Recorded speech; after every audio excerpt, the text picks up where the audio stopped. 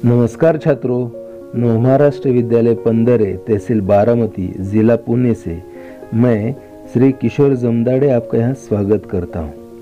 विषय हिंदी व्याकरण में अविकारी शब्द मतलब अव्यय के भेद, इसके ऊपर आज हम चर्चा करने वाले हैं। इसके पहले जो हमने वीडियो देखा उसमें विकारी शब्द तथा विकारी शब्द के भेद कौन कौन से हैं, इसके ऊपर हमने अध्ययन किया था।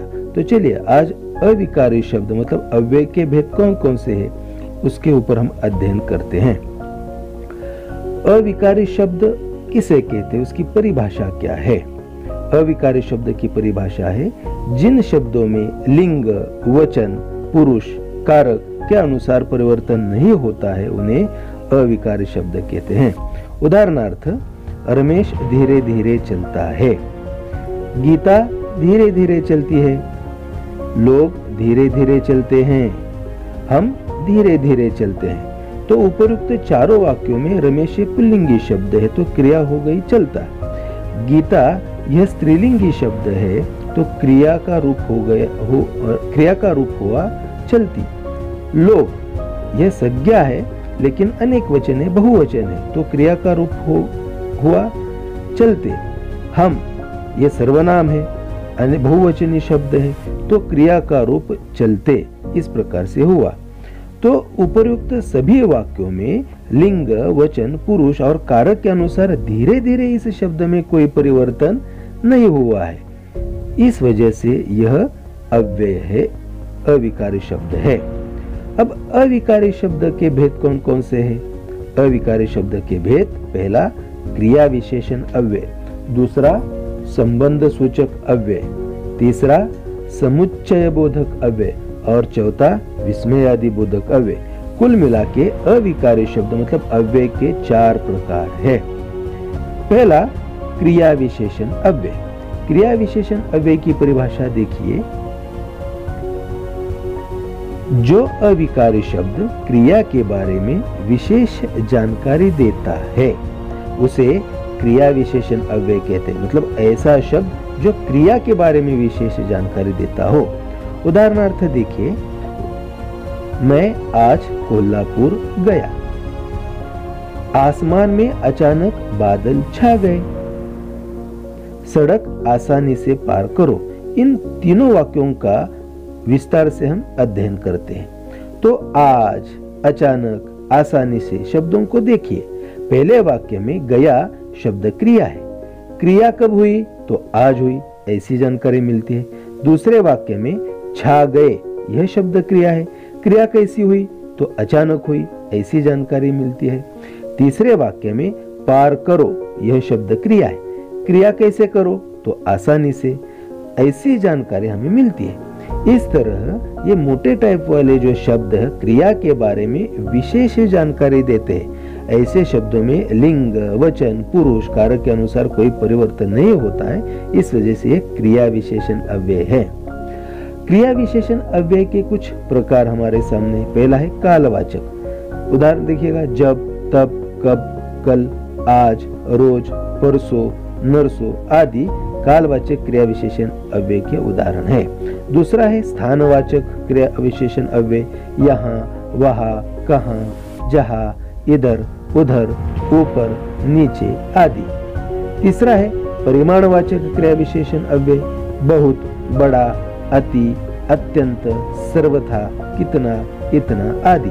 और चौथा है रीतिवाचक, जो, त्यों, ऐसे, मानो, यथा, तथा, अचानक, अकस्मात, सहसा आदि। तो कुल मिला के क्रिया विशेषण के 4 प्रकार है।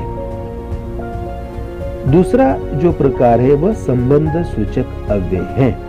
उसकी परिभाषा देखिएगा। परिभाषा है जो अविकारी शब्द किसी संज्ञा या सर्वनाम से मिलकर उनका संबंध वाक्य के अन्य शब्दों से जोड़ता है उसे संबंध सूचक अव्यय कहते हैं। उदाहरण देखिएगा, उदाहरण के द्वारा हम स्पष्ट कर सकते हैं संबंध सूचक अव्यय किसे कहते हैं। धन के बिना किसी का काम नहीं चलता। बहन के साथ मैं गांव गया, उसने रात भर अध्ययन किया। तो इन तीनों वाक्यों का विस्तार से हम अध्ययन करते हैं। देखिएगा, यहाँ के बिना, साथ, भर शब्दों को देखिए। बिना शब्द धन शब्द का संबंध चलना इस क्रिया से मिलाता है। साथ शब्द बहन शब्द का संबंध गया इस क्रिया से मिलाता है। रात भर, भर ये शब्द रात शब्द का संबंध क्रिया से मिलाता है। यह बिना, साथ, भर ये शब्द न होने से धन, बहन, रात जैसी संज्ञाओं का कोई भी अर्थ नहीं होगा। इस वजह से मोटे टाइप वाले शब्द अव्यय हैं और ये दूसरे शब्द के साथ संबंध मिलाते हैं, तो ये संबंध सूचक अव्यय हो जाते हैं। संबंध सूचक अव्यय के कुछ प्रकार है, जैसे क्रिया विशेषण के प्रकार। हम क्रिया विशेषण अव्यय के प्रकार देखें। पहला है स्थानवाचक, आगे, पीछे, पास, नजदीक, आस, पास, बाहर, अंदर आदि। कालवाचक, संबंध सूचक अव्यय, आगे, पीछे, पहले, बाद, पश्चात, उपरांत आदि। दिशावाचक संबंध सूचक अव्यय, ओर, तरफ, पार, आस, पास, प्रति आदि। साधनवाचक संबंध सूचक अव्यय, द्वारा, जरिए, निमित्त, सहारे आदि। पांचवा हेतुवाचक संबंध सूचक अव्यय, लिए, निमित्त, वास्ते, खातिर, हेतु, कारण आदि। छठा है समतावाचक संबंध सूचक अव्यय, भांति, तरह, अनुसार, जैसा, सामान, ऐसा, बराबर आदि। विरोधवाचक है खिलाफ, उल्टे, विपरीत, प्रतिकूल आदि। और आठवां प्रकार है व्यतिरेकवाचक, अलावा, सिवा, रहित, बिना, बगैर आदि। तो कुल मिला के संबंध सूचक अव्यय के 8 प्रकार है, उसके हमने उदाहरण देखे। फिर तीसरा जो प्रकार है वो है समुच्चय बोधक अव्यय। समुच्चय बोधक अव्यय की परिभाषा क्या है? जो अविकारी शब्द दो या अधिक शब्दों, वाक्यांशों या वाक्यों को मिलाता है उसे समुच्चय बोधक अव्यय कहते हैं।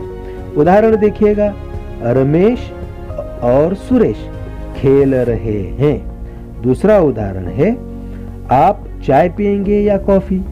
फिर तीसरा उदाहरण है पढ़ने का काम करो अथवा खेलने का काम करो।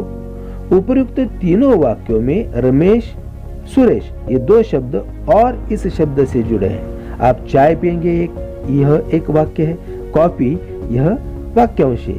वाक्यांश को और वाक्य को जोड़ने का काम या इस शब्द ने किया है। पढ़ने का काम करो, खेलने का काम करो, इन 2 वाक्यों को जोड़ने का काम अथवा इस शब्द से किया है। तो उपयुक्त सभी तीनों वाक्यों में और या अथवा इन शब्दों से 2 शब्द 2 वाक्यों से जोड़े जाते हैं, इस कारण ये समुच्चय बोधक अव्यय हो जाते हैं। अब समुच्चय बोधक अव्ययों के भी प्रकार हैं। पहला है विकल्प बोधक, या, वा, अथवा आदि। दूसरा है विरोध दर्शक, पर, परंतु, लेकिन, मगर, बल्कि आदि। तीसरा है परिणामवाचक, इसलिए, अतः, सो, क्योंकि, ताकि, अतएव आदि।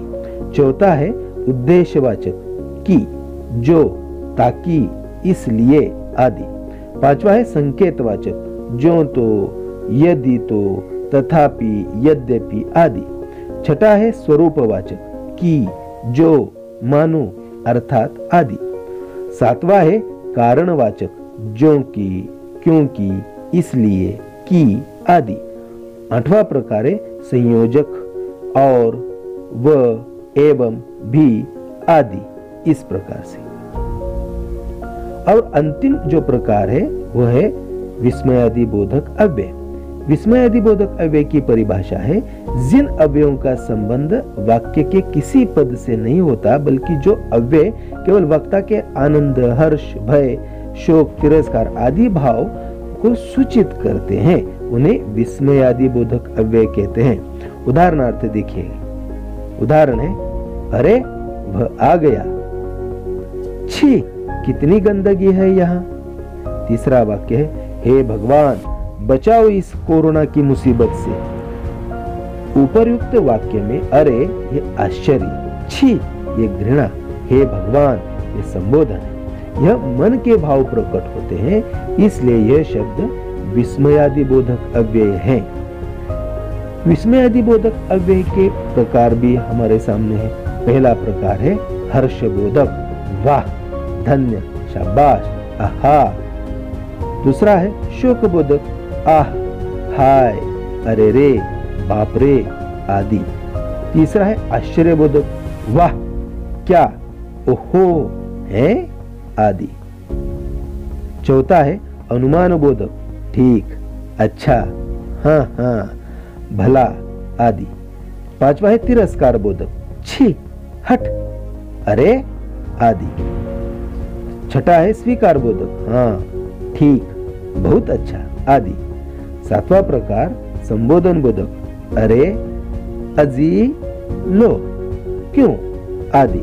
कुल मिला के 7 प्रकार विस्मयादि बोधक अव्यय के है। तो इस तरह से आज हमने इस वीडियो के माध्यम से अविकारी शब्द मतलब अव्यय के 4 प्रकारों का अध्ययन किया। आशा करता हूं कि ये 4 प्रकार आपको समझ में आ गए होंगे। मैं आपका दोस्त श्री किशोर गंदाड़े अब आपसे आज्ञा चाहता हूं। धन्यवाद।